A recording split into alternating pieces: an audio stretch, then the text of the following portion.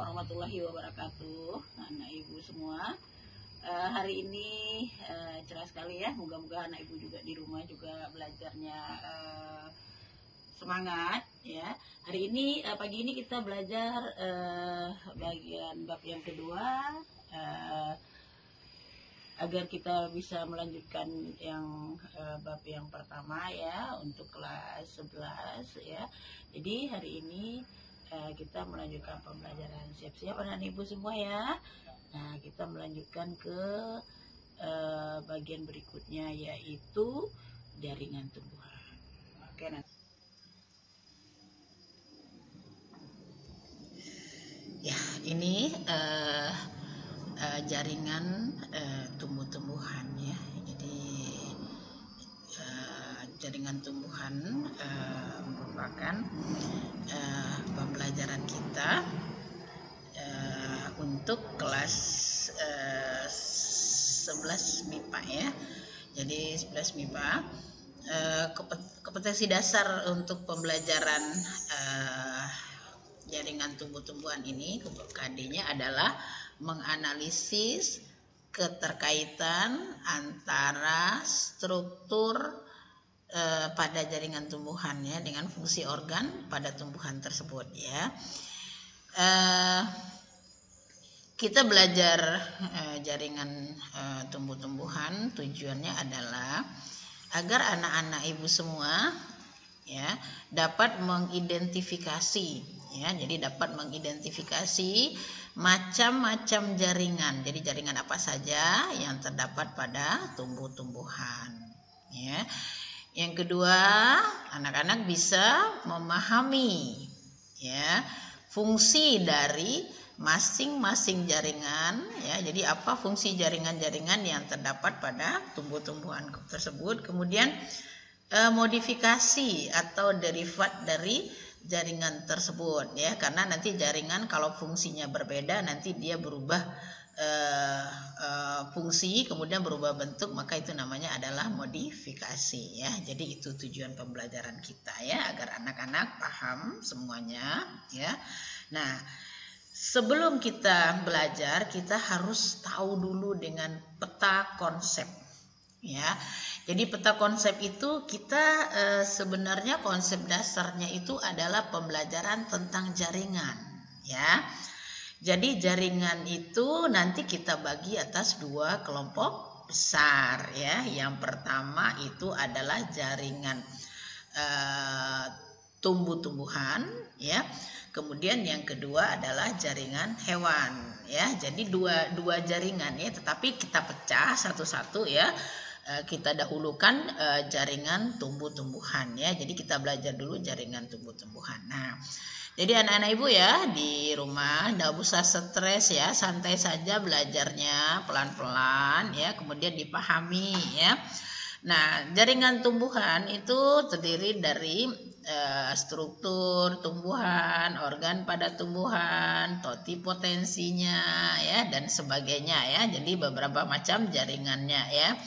Jadi jaringan tumbuhan itu ada jaringan meristem, ada jaringan dewasa, ada jaringan daun dan sebagainya ya. Kemudian jaringan untuk hewan nanti ibu tidak bahas dulu ya. Jadi tidak bahas dulu karena kita bercerita tentang jaringan tumbuhan ya.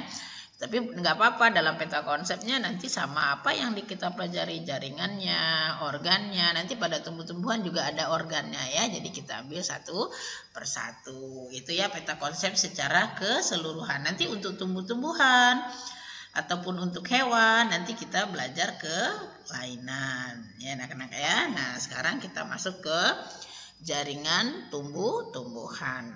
Oke, kita lihat ya. Nah, ini ya, ini splitnya ya, potongannya pada peta konsep untuk jaringan tumbuh-tumbuhan. Jadi di sini anak-anak semua ya belajar tentang struktur ya, struktur dari jaringan itu, kemudian fungsi dari jaringan tumbuh-tumbuhan ya.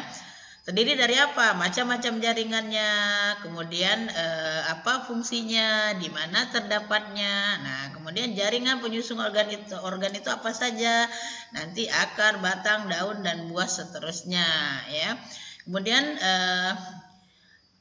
apa yang bisa kita lakukan dengan adanya kita ketahui jaringan dari tumbuh-tumbuhan itu? Ada teknologinya, nantinya namanya teknologi kultur jaringan. Nanti kita bagi dua ya dalam pertemuannya. Sekarang kita berbicara tentang mengidentifikasi dulu, kemudian baru tahu di mana terdapatnya masing-masing jaringan, ya. Nah, seperti itu ya. Jadi kita tidak putar ya, jadi searah belajarnya tahu ya.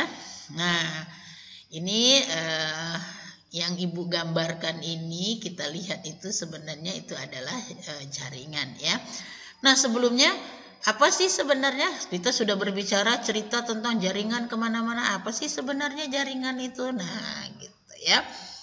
Anak-anak ya, di mana saja berada, ini jaringan itu sebenarnya kita kan sebelum ini sudah belajar tentang sel ya. Sel itu adalah bagian terkecil dari makhluk hidup ya. Jadi kita kemarin sudah belajar sel tumbuhan dengan segala macam ciri-cirinya ya kan.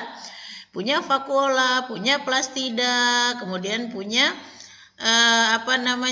epidermis dan sebagainya ya. Nah, kalau jaringan itu adalah sekelompok sel yang sama bentuk dan fungsinya dia bergabung ya. Jadi sekelompok sel yang sama bentuk fungsinya bergabung menjadi satu namanya adalah jaringan. Jadi kalau satu-satu namanya sel. Kalau jangan yang bergabung dengan bentuk yang berbeda ya, dengan bentuk yang sama itu namanya adalah jaringan. Nanti kita bisa lihat dengan beberapa contohnya nanti yang mana kalau digambar itu kelihatan itu ya. Yang mana jaringan misalnya gambarnya yang bulat-bulat panjang ya. Nah, itu ya nanti ada jaringannya ya. Jadi kita lihat itu ya kan. Ada satu misalnya jaringan meristem ya. Nah, jaringan dan lain-lain ya, jaringannya macam-macam ya, meristem nanti kita olah satu-satu ya. Sekarang kita pahami dulu apa yang dimaksud dengan jaringan itu ya. Jadi sekelompok sel yang mempunyai struktur itu bentuk ya, fungsinya, gunanya itu untuk apa tuh sama ya. Nah, kita lihat dari jaringan tumbuhan itu. Yang pertama itu jaringannya namanya jaringan meristem ya. Nah, jaringan meristem itu ya. Nah, jaringan meristem ya. Jadi jaringan meristem itu kita bisa lihat ya. Ada satu tuh namanya meristem apikal ya. Jadi apa sih yang sebenarnya jaringan meristem itu? Jaringan meristem itu jaringan muda ya, jaringan yang masih siap membelah. Biasanya terdapat di ujung-ujung ya, di ujung-ujung pertumbuhan. Jadi fase pembelahannya luar biasa gitu ya. Nah, bisa dikelompokkan atas 3, meristem apikal ya, kemudian meristem interkalar, kemudian meristem lateral ya. Jadi yang bertumbuh-tumbuh. Jadi kalau apikal itu apa misalnya? Tumbuhnya di ujung-ujung ya, di ujung akar, ujung daun, ujung tunas. Nah, itu namanya adalah meristem apikal. Kalau interkalar ya, biasanya jaringan dewasa. Interkalar itu jaringan yang melakukan penebalan misalnya pada buku-buku ya, pada ruas tebu, ruas rumput misalnya seperti itu ya. Kemudian yang meristem lateral. Nah, itu kalau dalam membelahnya dia kan, kalau meristem kan sel yang penuh membelah ya. Nah, membelahnya ke samping. Ya, tadi ke atas apikal ya. Nah, itu perbedaan antara meristem, apikal, interkalar, dan lateral. Nah, kita lanjutkan ya. Nah, jadi, ini salah satu contohnya anak-anak ya. Anak-anak, gambar sederhananya. Ya, ini lukisan namanya ya. Nah, apikal, meristemnya apikal mana tuh? Di ujung ya, ujung nanti di ujung-ujung tunas juga, ujung-ujung akar juga itu namanya meristem apikal. Kemudian meristem interkalar. Nah, tuh di ruas-ruas ya, ada buku-buku. Jadi bagian yang keras kalau ditebu kan ada buku tebu gitu contohnya ya. Kemudian meristem lateral, yaitu ke samping ya, membelah membesarnya pohon, itu biasanya terdapat pada kambium ya anak-anak ya. Nah itu salah satu contohnya. Nah ini kita lihat lagi ya, tadi gambarnya satu, ini juga gambarnya, tadi sketsa ya. Kita lihat itu namanya ada meristem apikal ya, itu kepada mana tadi? Apikal atau primer ya, itu di pucuk-pucuk di ujung-ujungnya ya, di ujung ya. Jadi di tumbuhan atau batang itu ada batangnya, ada bagian yang apikal, ada bagian yang terdiferensiasi ya. Diferensiasi itu yang berubah lah, keras ya. Nah kemudian apikal itu selnya dikatakan sel embrionik karena memang di sanalah proses perubahan pembelahan sel yang luar biasa ya. Nah meristem lateral tadi itu namanya meristem sekunder, sama dengan artinya meristem sekunder. Tadi kan apikal, interkalar ya, lateral. Jadi meristem primer itu termasuklah yang apikal, yang meristem sekunder, yang lateral ya. Yang terdiferensiasi itu adalah bahagian yang sudah mengeras ya, jadi berkembang sudah dewasa ya, jadi dia sudah mengalami suatu proses diferensiasi ya. Tadi ada contohnya pada buku-buku ya dari tumbuh-tumbuhan ya anak-anak ya.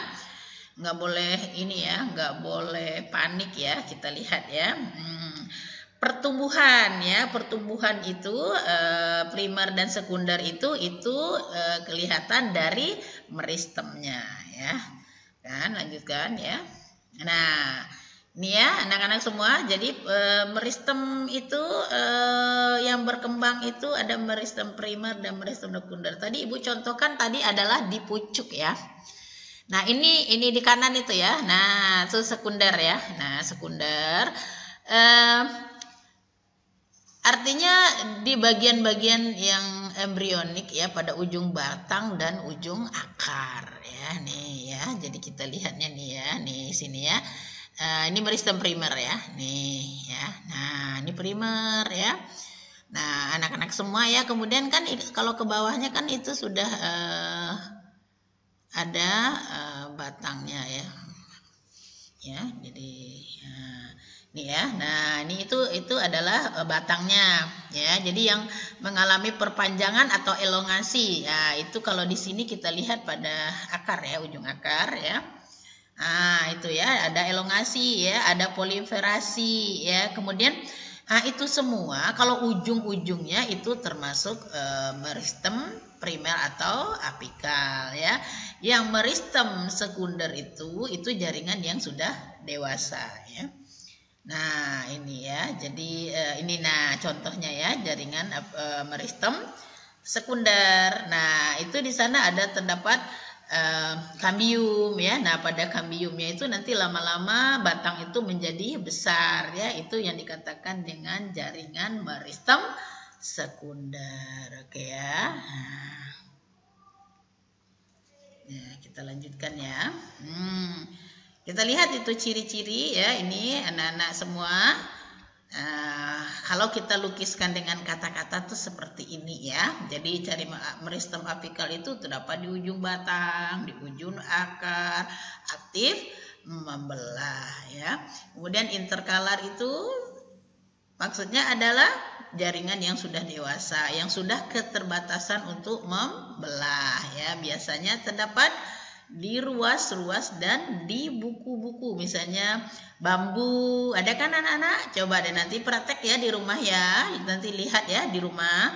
Benar nggak bambu itu ada mempunyai meristem interkalar. Kemudian rumput, kalau jauh nian jauh sekali tuh bambu, kita lihat aja rumput di depan rumah. Di ruas-ruas rumput tuh ada nggak interkalarnya? Atau pada padi? Atau pada apa lagi ya yang berbukunya itu pada tebu ya, tebu tadi. Jadi rumput yang paling mudah ya, anak-anak bisa lihat di depan rumah ya, praktikum mandiri ya, semuanya sekarang anak-anak ibu tercinta nih ya, praktikumnya mandiri. Jadi kalau ibu bilang boleh praktikum ya, nanti lihat di rumah ya, lihat di samping rumah karena kita belajar di rumah ya, jadi praktikumnya terapan. Oke anak-anak ya, jadi jangan Bu kita nggak sekolah nggak bisa praktikum, bisa ya. Ini salah satu contoh ya untuk meristem interkalar ya. Nah jadi ini ya, nih apikal nih tadi contohnya ya, jadi bisa kita lihat. Nah ujung-ujung semua yang tumbuh itu ya, jadi yang ujung-ujung, nah itu namanya apikal. Nanti anak-anak lihat deh, bisa juga nanti praktikum mandiri ya sayang ya. Nanti gini. Ambil kacang hijau tumbuh ya, atau mamanya beli kacang hijau ya, kecambah ya, lupa ibu ya, kecambah. Nanti ambil satu potongnya, yang mana ya yang kata ibu tadi apikal ya, yang mana ya batangnya yang ini ya, nah seperti itu. Atau cabut rumputnya, apa sambil bersih rumah ya, praktikumnya sambil bersih rumah juga bisa ya. Pagi-pagi itu ambil gulma ya, cabut satu, nanti bisa dilihat mana ya yang ibu bilang tadi apikal ya, mana yang lateral ya, di mana ya tunasnya, itu bisa kita perhatikan langsung ya. Ya enggak? Bisa juga cerita-cerita sama ibunya lagi cabut rumput ya. Ini ibu, kata ibu tadi nih seperti ini. Ini adalah ujungnya adalah apikal, ujung atas tumbuh juga, kalau bunganya juga nih tunasnya juga seperti itu ya. Demikian juga interkalar. Interkalar kan kita perhatikan tadi ada rumput. Ya sambil membantu ibunya bisa, sambil belajar juga bisa, praktikum terapan ya. Cabut rumput satu. Wah ini ada ruas-ruasnya. Nah inilah yang dikatakan dengan interkalar ya. Kemudian kalau lateral itu kalau kebetulan di rumah misalnya ada yang potong kayu, nah di potongan itu kita bisa lihat tuh, oh iya ya, semakin besar kambiumnya, semakin besar meristem lateralnya, semakin besarlah usianya, seperti itu ya. Nah itu salah satu contoh, boleh praktikum mandiri ya. Nah ini yang jaringan yang sudah dewasa. Yang kedua adalah jaringan dewasa tadi, jaringan yang meristem, jaringan muda, jaringan yang masih masa dalam pertumbuhan ya. Ini jaringan dewasa ya, yang sudah sempurna membelah ya, atau sudah permanen ya anak-anak ya. Kemudian jaringan ini ada beberapa, dan kemudian fungsinya juga sudah berbeda masing-masingnya. Misalnya epidermis, jaringan gabus, parenkim, kolenkim ya, ada jaringan pengangkut ya, ada jaringan penguat dan sebagainya. Itu yang dikatakan dengan jaringan dewasa. Jadi kalau jaringan tadi jaringan meristem ya. Kemudian ukurannya relatif lebih besar dibandingkan dengan meristem, karena meristem lagi pembelahan. Kemudian di jaringan dewasa inilah memiliki vakuola yang besar, karena nanti tempat penyimpanan makanan itu di vakuola ya. Selnya kan kemarin kita belajar vakuola ya. Nah vakuola yang besar ya. Kemudian selnya itu sudah ada yang mati karena ada sel gabusnya tadi juga ya. Kemudian banyak yang mengalami penebalan karena dia sudah permanen ya, sudah kokoh membelah ya. Kemudian terdapat ruang antar sel ya, jadi sudah mati, sudah keras ya. Jadi nanti kita bisa lihat satu persatu ya. Nah ini jaringan dewasa ya. Nih jaringan dewasa ini kita ambil gambarnya adalah daun ya. Jadi daun ada di sana terdapat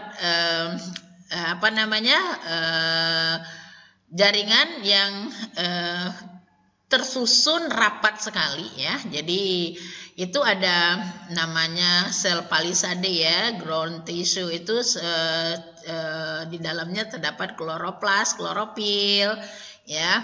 Kemudian dermal tissue itu jaringan ya nak ya. Dermal itu atas ya, jadi itu epidermis ya. Jadi itu ya, dermis ya. Jadi ada lapisan atasnya ya. Kemudian ada ground tissue, itu jaringan pagar ya. Jadi jaringan pagar. Nah di sana palisade namanya ya. Tuh parenkim palisade ya, palisade parenkim.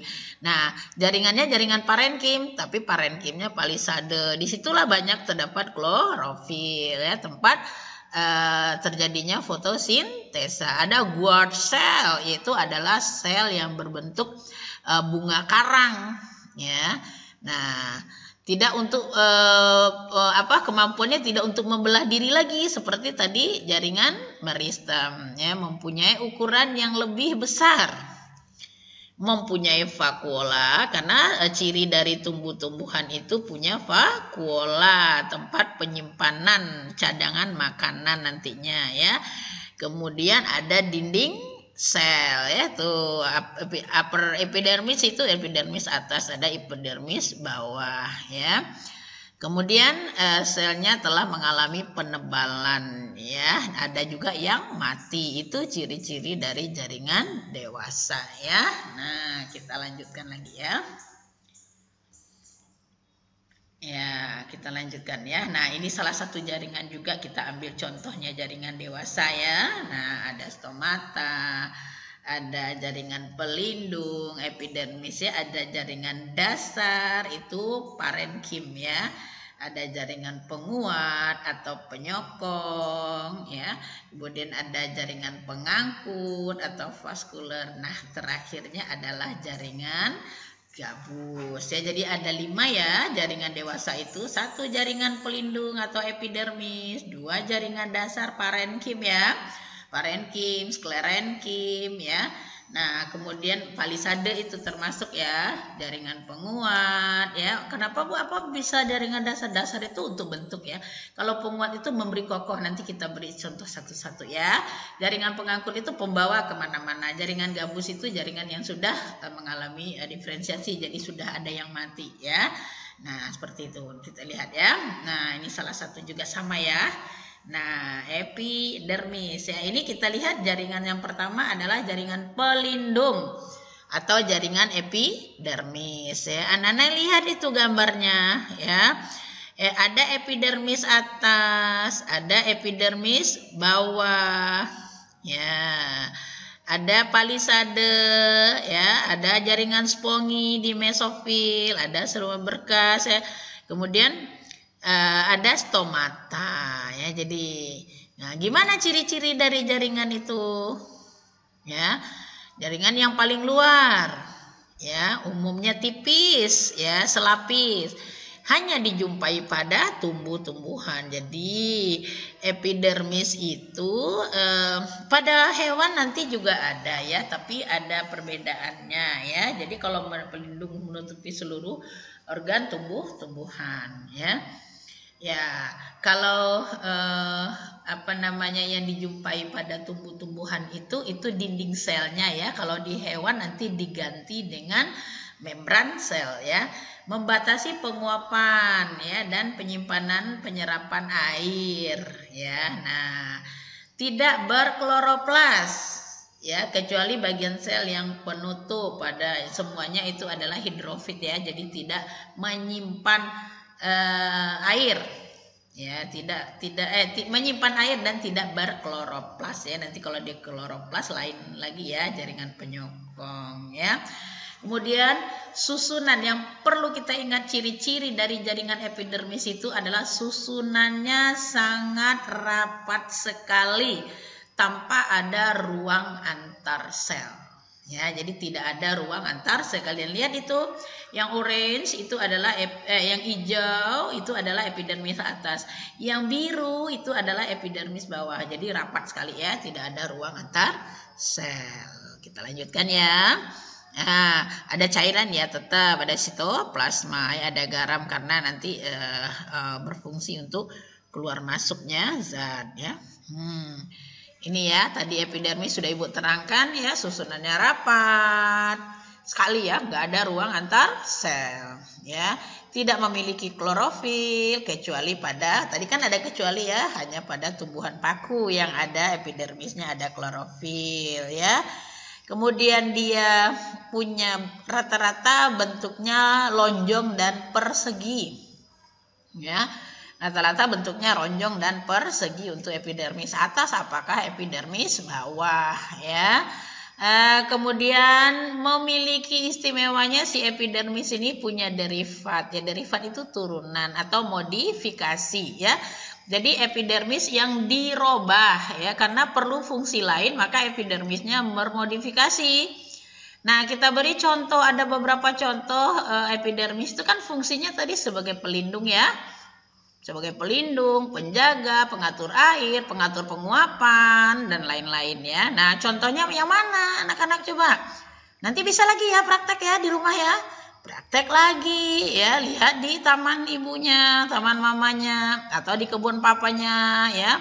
Nah, bisa lagi sama-sama juga lagi bisa praktikum ya. Ada stomata atau mulut daun ya. Jadi kita kalau untuk stomata kita nggak bisa lihat langsung ya. Nanti kita harus pakai mikroskop ya. Tetapi stomata terdapat di bawah ya. Ada trikomata atau rambut-rambut. Wah, kalau di daun itu atau di tumbuh-tumbuhan itu ada rambut-rambut, artinya itu yang bermodifikasi adalah epidermis ya, atau bulu-bulu ya, atau misalnya di pohon bambu itu kan ada bulu-bulunya ya. Itu namanya trikoma atau rambut-rambut, atau di akar, bulu-bulu akar itu namanya trikoma. Itu adalah epidermis yang bermodifikasi. Nah, kemudian spina atau duri. Coba deh lihat nanti ya, pergi ya ke taman ya, lihat ya tanaman ibunya di pot, kan sekarang lagi tanamannya lagi sekali ya. Nah, lihat bunga mawar. Ada nggak duri di batangnya? Nah, duri itu namanya spina. Ya, itu adalah modifikasi dari epidermis batang. Ya, ada filamen ya, akar epidermis ganda ya, terdapat pada akar gantung, misalnya pada kalau mau main di pantai, lihat di mangrove ada akar gantung, atau di pandan ada akarnya yang bergantung ya. Nah, seperti itu ya.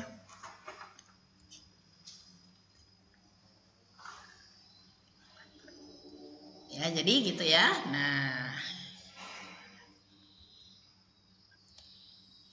ya, jadi ini ada contohnya ya. Jadi letaknya. Jadi kita lihat dulu ya. Ini kita ngelihat derivat tadi ya. Nah, derivat atau letak dari macam-macam dari derivat jaringan epidermis tadi, atau orang biasa mengatakan itu modifikasi dari epidermis. Ya, anak-anak pernah nggak ngelihat ini ketuyut atau ketakung atau nepenthes bahasa Latinnya ya. Nepenthes bahasa Latinnya ya. Nah, itu karena terpaksa, tetapi bukan epidermis anak-anak sayang ya yang berubah ya, yang bermodifikasi, tetapi itu organnya yang bermodifikasi. Jangan sampai salah ya. Kalau ketuyut itu organ daunnya yang membuat kantong, tetapi bukan jaringan ya. Jadi jangan sampai salah juga ya. Jadi daunnya, organnya yang bermodifikasi, karena si nepenthes itu atau ketakung atau ketuyut itu akarnya itu lemah, maka dibantu oleh si daun. Tetapi yang kita ceritakan di sini adalah jaringan. Ya, jaringannya itu yang bermodifikasi. Contohnya apa? Stomata misalnya tadi ya. Stomata itu mulut daun. Jadi karena daun itu perlu respirasi ya, dan perlu bantuan makanan, bisa juga kita nyemprot lewat daun, berarti itu lewat stomata. Jadi stomata itu epidermis yang bisa membuka dan menutup.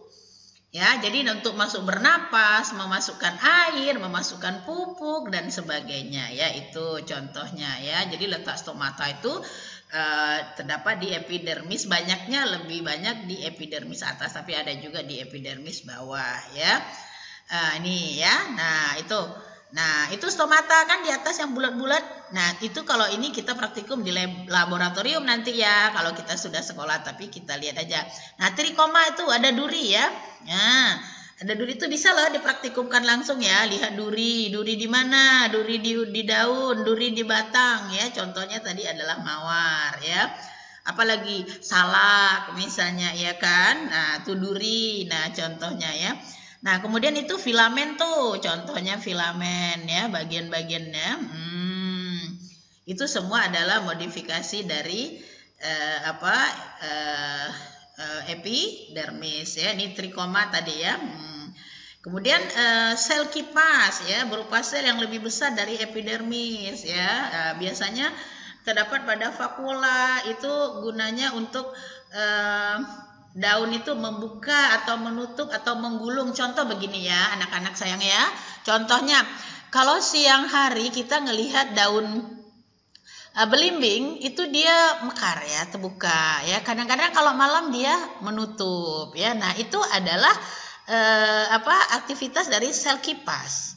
Ya, jadi bisa menutup tergantung kepada kadar air yang dia miliki ya. Itu namanya bisanya daunnya menutup atau daunnya menggulung, misalnya seperti itu ya. Itu diakibatkan oleh sel kipas ya, duri ya, tadi bulu ya, dan seterusnya ya, trikoma, duri ya. Jadi boleh praktikum langsung ya.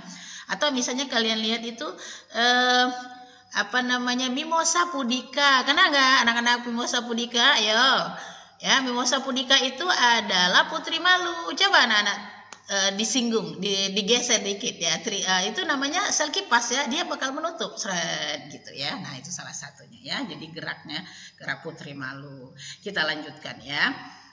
Nah, kita masuk ke jaringan dasar ya. Jaringan dasar itu jaringan dasar itu adalah jaringan parenkim ya. Nah, parenkim itu salah satu jaringan ya, terbentuk pada sel hidup. Jadi jaringan dasar jaringan utamanya ya, jaringan utama ya.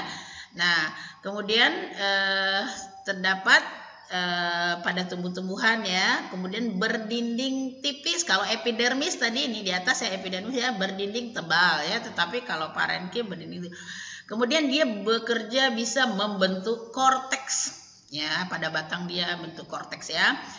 Daun juga ya, kemudian berbentuk segi 6. Jadi kalau kita nanti kalau kita udah tatap muka ya, nanti kita bisa praktek ya. Kemudian kita bisa lihat selnya nanti di mikroskop ya. Kalau sekarang kan kita melihat morfologi aja dulu ya. Nah, bentuknya.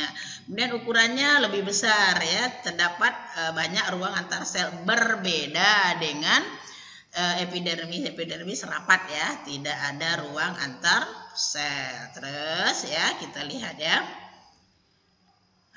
Ya ini ya, dapat membelah secara meristomatik dan embrional. Jadi masih membelah ya, terdapat banyak ruang. Ini ya tadi ya ringkasannya ya. Berdiri dari tipis dindingnya, ukurannya vakulanya besar, adanya inti sel ya di dasar. Kemudian fungsinya itu adalah apa fungsinya anak-anak tadi? Jaringan utama kan, jaringan parenkim ini fungsinya adalah untuk asimilasi. Asimilasi ini proses pertukaran kegiatan yang terjadi di dalam tumbuh-tumbuhan. Nah, yang asimilasi itu jaringannya adalah parenkim itu ada klorenkim. Artinya disinilah terjadi proses metabolisme anak-anak ya. Apa metabolismenya? Anabolisme, karena di sini banyak klorofil, jaringan palisade tadi ya yang bergaris-garis ya. Nah, kita lihat ya. Jadi kita lihat ini ya, jaringan palisade tuh yang krem itu ya, yang krem ada titik-titik. Nah, itu ya tempat terjadinya proses fotosintesis ya. Kemudian tempat pencadangan makanan ya. Jadi kalau makanan sudah difotosintesa itu disimpan di sana sebagian ya, ditimbun ya, ditimbun. Cadangan makanan itu kan ada di batang, ditimbun di akar, di daun ya. Kemudian ada parenkim air, tempat penyimpanan air ya. Ada parenkim udara, tempat penyimpanan udara, airenkim namanya ya. Kalau klorenkim penyimpan klorofil ya, hidrokim ya. Nah, itu namanya masing-masing sesuai dengan apa yang dia simpan karena dia tempat penimbunan ya. Jadi itu ya. Kemudian jadi di jaringan parenkim ini terdapat proses penutupan luka atau regenerasi luka. Misalnya kalau dalam proses kita mencangkok itu peranan sekali parenkim ya, penutupan luka. Ya, kemudian berubah menjadi jaringan meristem baru atau parenkim baru. Nah, gimana ini? Ini aplikasinya adalah di dalam proses kita mencangkok ya. Pelukaan, dari luka ditutup, dia terbentuk meristematik, terbentuklah akar. Gitu anak-anak ya, kalau di dalam aplikasinya. Oke, kita lanjutkan ya. Nah, ini contoh-contoh dari jaringan penyokong ya. Nah, itu tadi ya. Jadi berfungsi untuk menyokong agar tanaman bisa berdiri kokoh dan kuat ya, itu terutama di batang, di tulang daun ya. Nah, kemudian jaringan ini dibagi atas tadi Ibu ceritakan kan, ada jaringan kolenkim, ada jaringan sklerenkim ya. Ada jaringan irenkim ya. Nah, ini jaringan parenkim ya. Nah, jaringan penyokong ini tadi jaringan parenkim itu jaringan dasar ya tadi ya. Kalau penyokong ini biasanya itu terdapat pada tulang-tulang daun ya untuk memberi kokoh ya. Jaringan kolenkim itu adalah jaringan muda yang tebal ya, kemudian bersegi-segi ya. Kemudian jaringan sklerenkim itu adalah jaringan yang keras yang punya lapisan tempurung ya, sudah mati, keras ya. Tidak elastis sama sekali tetapi keras ya seperti tempurung karena dia punya sklereid ya. Nah, ini anak-anak ya bisa juga praktek di rumah, lihat tempurung kelapa, lihat kulit buah dari salak ya, nanti lihat lagi buah lengkeng ya, atau batang, kulit batang ya yang keras, itu jaringan sklerenkim ya. Jaringan kolenkim itu ya pokoknya jaringan yang masih muda yang menyokong, misalnya di tulang daun ya. Nah, seperti gitu-gitu ya anak-anak ya. Jadi harus bisa prakteknya langsung di rumah ya. Oke ya, nih ya. Nah, kenapa dia kolenkim itu dia agak keras? Karena semuanya itu terdiri dari selulosa berupa sel hidup. Ya, dia berupa silinder ya, jadi terletak pada bagian terluar pada batang dan urat daun. Urat daun itu urat-urat daun yang kecil, baik yang tulang yang besar, itu kolenkim ya anak-anak ya. Jadi kenapa dia dikatakan penyokong? Kalau nggak ada itu daunnya kan lunglai ya, tidak ada tulang-tulang daun ya. Itu ada penebalan disebabkan oleh selulosa ya, jadi penebalannya oleh selulosa. Kalau sklerenkim lebih kuat lagi dari kolenkim ya. Sklerenkim itu penebalannya sangat kuat, ditambah lagi dengan lignin ya. Lignin itu termasuk selulosa yang termasuk karbohidrat yang kuat ya. Sudah berupa sel mati ya, jadi umumnya pada tumbuh-tumbuhan itu tidak mengalami perkembangan lagi ya. Nah, itu punya lapisan tempurung namanya sklereid. Nah, contohnya di kulit kacang, di serat rami atau serat daun nanas ya. Nanas kan ada seratnya. Nah, itu sklerenkim juga ya. Jadi ada berupa serat, ada berupa tempurung. Ya, jadi kalau bagian-bagian yang keras itu sklereid, yang bagian yang seratnya itu contohnya pada nanas, pada pandan dan lain-lain ya, serat, atau pada pisang abaka boleh juga contohnya ya. Kita lanjutkan. Ini ya, ini bagian-bagian yang keras tadi ya. Nah, ini jaringan dilanjutkan dengan jaringan berikutnya adalah jaringan pengangkut. Anak-anak ya, pengangkut itu apa? Jaringan yang berguna untuk membawa dan mengantarkan air dan sari-sari makanan, garam mineral segala macamnya ya, ke daun dan ke akar ya. Jadi dari akar ke daun kemudian dikembalikan lagi ke seluruh tubuh. Itu adalah kerjaan dari jaringan pengangkut. Nah, anak-anak lihat ya, jaringan pengangkut itu dibagi atas dua atau dikenal dengan jaringan transportasi ya. Nah, apa yang diangkut? Diangkut adalah garam mineral dan makanan. Nah, mana jaringannya? Itu dibagi dua, ada xilem dan flum. Ya, jaringan xilem itu adalah jaringan yang berfungsi untuk mengangkut air dan makanan dari akar ke daun ya. Kalau jaringan floem itu adalah pembuluh baliknya ya. Jadi kalau sesudah selesai hasil dari fotosintesa ya sudah terbentuk makanan, maka nanti floemnya membagi-bagi ke seluruh tubuh, disimpanlah di jaringan apa tadi? Jaringan tempat penyimpanan ya. Nah, kita lanjutkan.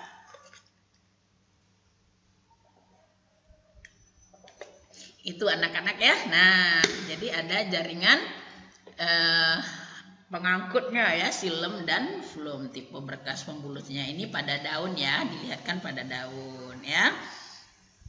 Itu yang melingkar itu ya, yang melingkar itu adalah silem dan floemnya ya. Nah, jadi ada tipe kolateral, ada tipe konsentris ya. Nah, nanti ada yang menyebar ya. Kita lihat tipe kolateral ya, tipe radial itu menyebar seperti roda ya, seperti itu ya.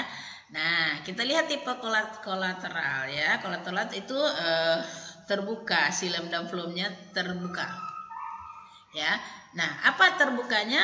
Terbukanya itu biasanya pada tumbuhan daun tumbuhan monokotil ya. Jadi dia terbuka antara silem dan floemnya. Kemudian tipe konsentris ya, itu adalah berada di tengah-tengah ya. Dan floemnya mengelilingi silem ya. Jadi dia di tengah-tengah kan, nanti dikelilingi oleh silem ya. Biasanya di kotil juga ada. Kemudian tipe radial ya. Nah, tipe radial floemnya letaknya bergantian menurut jari-jari lingkaran. Jadi gantian ya. Jadi ada yang di luar, ada yang di dalam, ada di luar, ada di dalam. Jadi radial ya. Jadi kalau di kotil rata-rata tipe konsentris ya. Jadi itu untuk berkas pembuluh itu posisinya di mana ya. Tuh kalian lihat ya. Kolateral terbuka itu adalah gambar A dan gambar B, terbuka ya. Nah, kemudian C dan D itu kolateral tertutup ya. Nah, itu adalah bikolateral itu dua-dua ya. Jadi itu adalah susunan. Jadi untuk tumbuh-tumbuhan satu sama lainnya itu berbeda berkas pembuluh, bahkan daun dengan batangnya posisinya itu ada yang berbeda gitu ya. Anak-anak Ibu ya, kita lanjutkan. Nah, ini yang terakhir adalah jaringan gabus ya, jaringan gabus yang berfungsi untuk melindungi jaringan dari kehilangan air ya. Jadi gabus ini memang jaringan yang tidak aktif lagi membelah ya, sudah kosong ya. Misalnya kalian bisa lihat pada ubi kayu misalnya ada jaringan gabus itu. Jadi nanti kalau kita lihat dengan mikroskop, karena belum tatap muka kita ya, nanti kalau tatap muka Ibu ajarin ya. Oke, kita lanjutkan. Nah, bikin anak-anak ya. Jadi jaringan itu, jadi sekarang kita baru belajar struktur, letak, dan fungsinya ya. Jadi ini khusus untuk jaringan ya. Nanti kita membicarakan ya tentang organ untuk pertemuan berikutnya ya. Jadi anak-anak yang Ibu terangkan tadi ya bisa dilihat secara seksama, diulangi ya. Kemudian dipahami benar-benar ya. Kalau anak-anak Ibu semua ada kesulitan, boleh ya, boleh lewat WA atau bisa dikumpulkan dulu pertanyaannya. Nanti pertemuan berikutnya boleh ya diselipkan ya. Kemudian atau ya di rumah dilakukan praktikum ya, mandiri ya. Nanti kalau ragu nggak apa-apa. Keraguan itu nanti membuat Anda lebih pintar. Nanti Ibu bisa terangkan ya. Mudah-mudahan kita bisa cepat bertatap muka ya. Hanya itu yang bisa Ibu sampaikan untuk pertemuan hari ini. Nanti tugasnya Ibu kasih dalam bentuk tugas praktikum dan tugas susulannya. Yang penting dulu pahami dulu konsep yang Ibu ajarkan ini. Kalau ada salah mohon maaf Ibu ya. Kita cukupkan sekian, nanti kita ketemu lagi ya dalam pertemuan pembelajaran berikutnya.